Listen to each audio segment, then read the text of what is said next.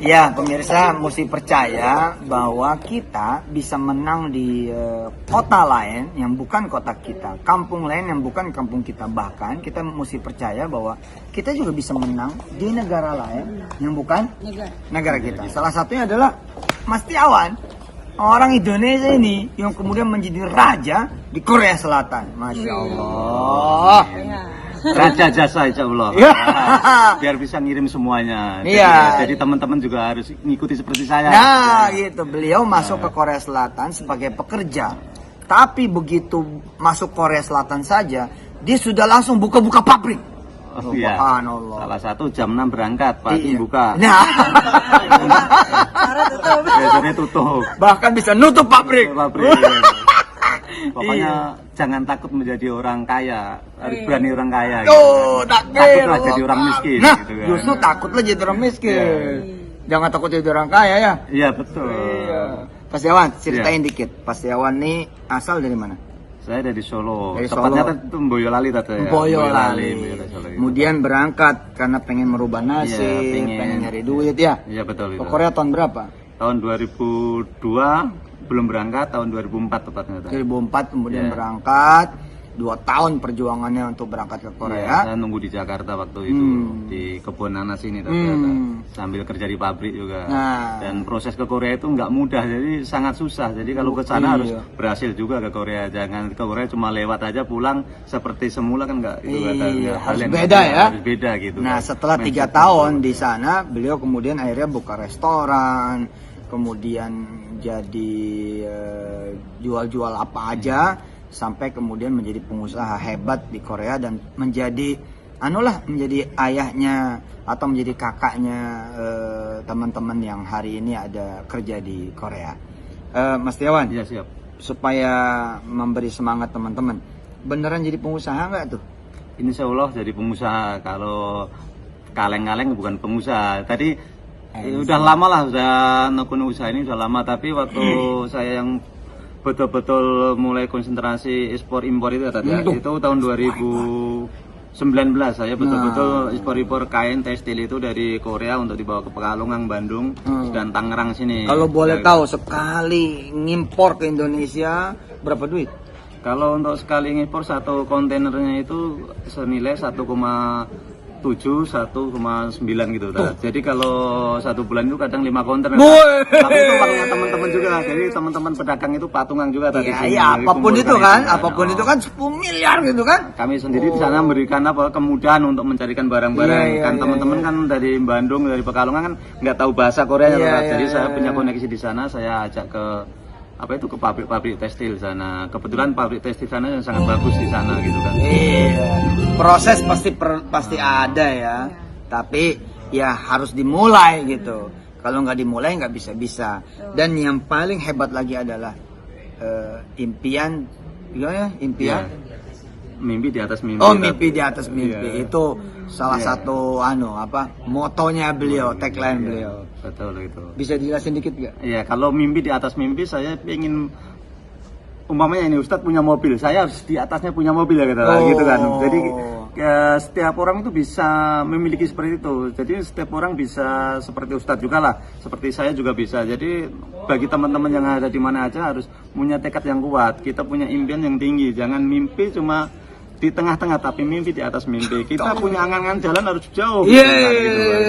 Jangan cuma di Malaysia, harus lebih dari Malaysia gitu kan. Betul. Jadi di Malaysia harus ke Korea atau ke Jepang, yang negara-negara yang lebih modern lagi, negara yang lebih maju daripada di Indonesia atau di Malaysia atau di mana saja. Pas Tiawan ini teman-teman saat ini sudah menginisiasi bersama kawan-kawan di sana bukan cuma satu masjid loh. Bukan di Indonesia ini, tapi di Korea. Ya, berapa masjid Pak? Sekarang masjid yang permanen itu ada 6 itu tadi. Khususnya tapi dari Ustadz sendiri 3, beliau ini 3. Ada Changwon. Beliau yang mana? Tadi Sumayur ini udah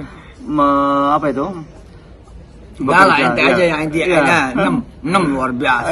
Dahsyat Pas Tiawan. Kalau saya sendiri ikut penggalangan khusus di daerah saya sendiri di Wasong sana. Kalau di Korea udah total masjid dan musola itu 65 sekarang gitu. Tapi yang permanen cuma 6 yang dibeli-beli. Dan setelah sukses, teman-teman semua setelah sukses nih bangun gor, bangun rumah juga miliaran nih yang beliau Insya bangun, Allah. ya kan? Iya, Betul nggak? Habis berapa ya rumah? Kalau yang miliaran itu gor saya, Tat. Oh, Kalau- gor. Oh ya, kalau rumah cuma rumah biasa. Yang penting nyaman untuk istri sama anak gitu. Iya Tat. iya Iya. iya. Itu Kalau di Solo. di Solo kalau Di gor Boyolali saya itu? ya untuk lapang futsal sama bulu tangkis ya, gitu ya. Subhanallah. Jadi Nah, itu hasil setelah dari Korea itu. setelah selesai dagang beres, pabrik kebangun, ya Kak, ada cita-cita lain dari beliau. Apa cita-citanya?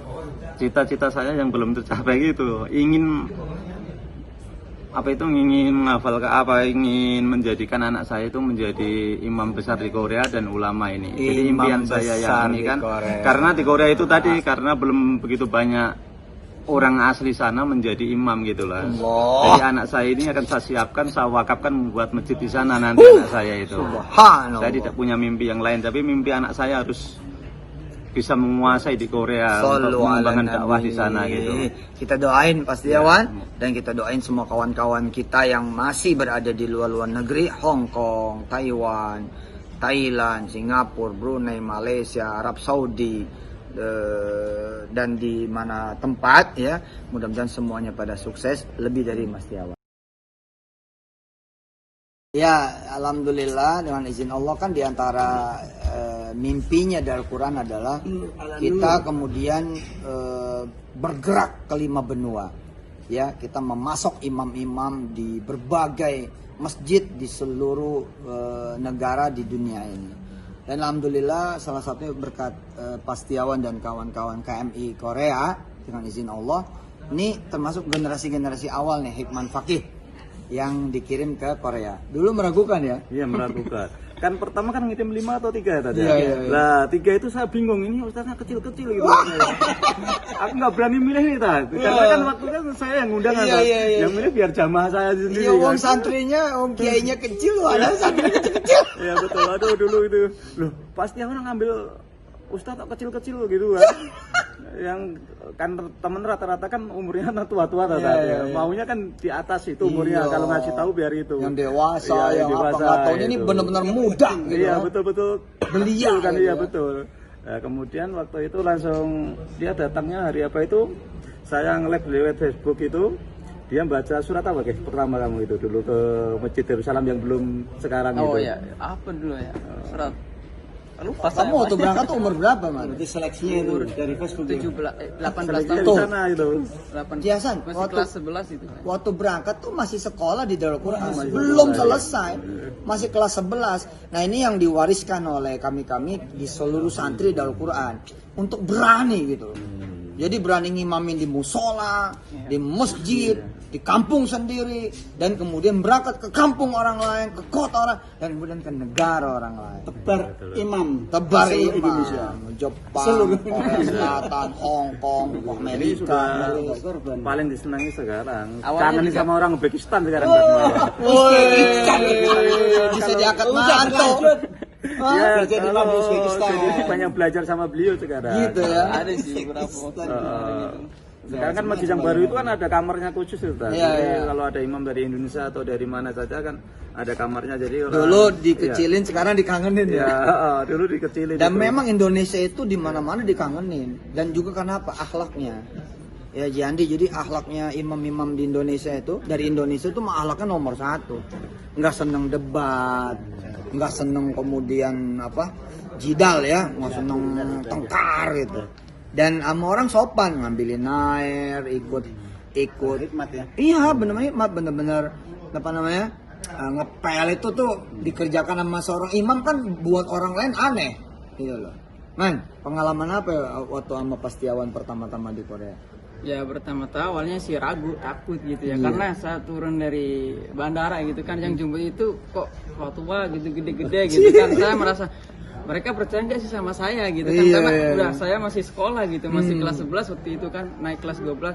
Tapi ya karena ini amanah juga dari pesantren kan, dari pondok itu ya bismillah aja gitu, sedikit-sedikit, dan alhamdulillah mereka menerima dan sangat antusias sekali. Bahkan saya itu kadang lagi istirahat gitu dikit tuh, assalamualaikum Ustaz, saya pengen belajar gini ya. Dan itu saya merasa bersyukur banget gitu loh. Jadi saya datang ke sana tidak sia-sia hanya untuk imam saja, tapi untuk ngajarin juga, untuk sharing juga, dan berbagi ilmu lainnya gitu. Kelas 11 Masya Allah. Mudah-mudahan nanti bukan cuman Hikman Fakih dan kawan-kawannya, tapi juga anak-anak ayah bunda di seluruh Darul Quran, insya Allah. Dan ya, nggak lama nanti anaknya Pastiawan sendiri, insya Allah.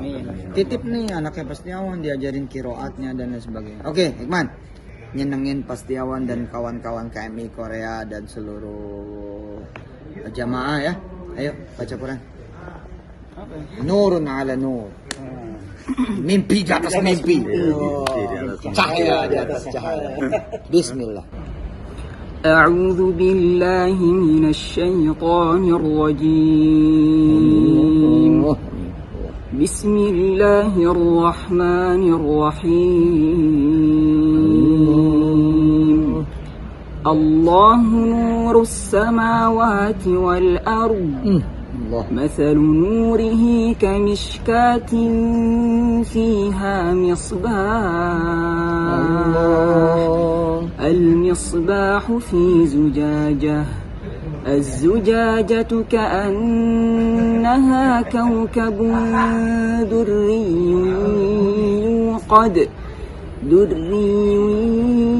يوقد من شجرة مباركة زيتونة لا شرقية ولا غربية يكاد زيتها يضيء ولو لم تمسسه نار نور على نور